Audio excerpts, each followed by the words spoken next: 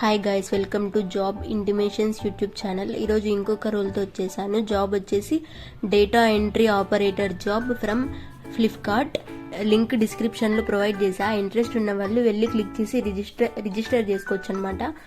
5 days ఆన్లైన్లో వాళ్ళే training provide చేస్తారు. తర్వాత నెక్స్ట్ 45 daysకి స్టైఫండ్ కూడా ప్రొవైడ్ చేస్తారు.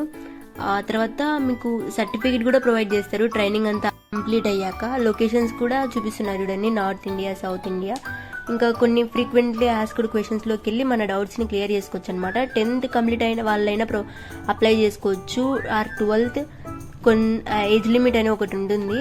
తర్వాత కొన్ని ఫామ్స్ సబ్మిట్ చేయాలి, డాక్యుమెంట్స్ అప్లై చేసేటప్పుడు.